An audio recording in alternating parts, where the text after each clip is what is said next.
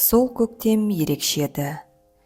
Күн ұзарып, аулада қызғалдақтар бүр жарып, менің ішімде де баяу ғана бір өзгеріс болып жатты. Қорқыныштың орнына сабыр келді. Үнсіздіктің орнына сөз. Бір күні мектептің дәлізінде бір топ ұл баланың кішкентай арық қызды мазақтап тұрғанын көрдім. Қыздың көзіне жас толып тұр.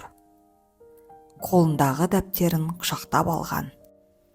«Ты вообще разговаривать умеешь, а?» деді біреуі. «Қарандаршы, тағы үндемей тұр», деп екіншісі күлді. Ол қыз жаңадан келген. Аты Айдана. Маған ол бір сәтте мені есіме салды.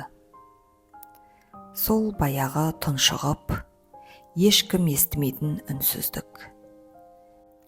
Бірақ енді мен үндемей тұра алмадым. «Тоқтаңдар!» дедім анық тік қарап. Ұлдар бұрылып күлкісін тартып алды. «Сен кім болдың?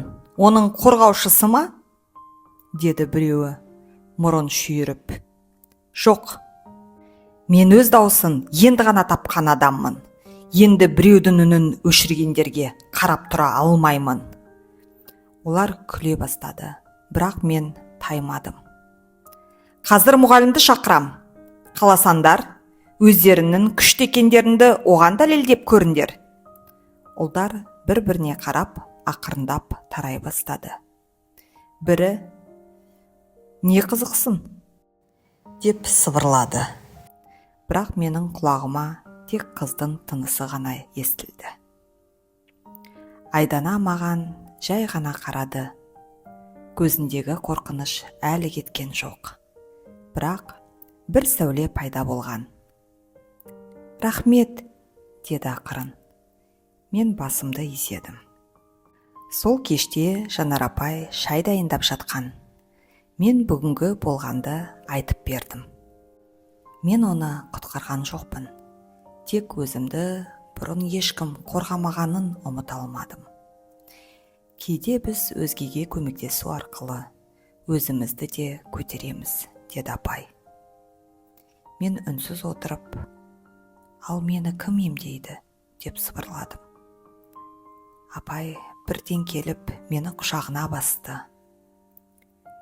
«Сен өзіңді емдеп жатырсың. Күннен күнге, сөзден сөзге. Сен енді жараланған қыз емессің. Сен жарыққа жол тапқан адамсың. Түнде жатсам да көзім ілінбейді.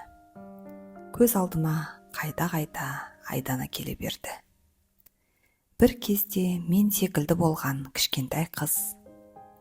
Бірақ енді жалғыз емес. Ішімнен ақырын, сенің жаран менің жарам сияқты. Бірақ енді біз екеуміз де үнсіз емеспіз».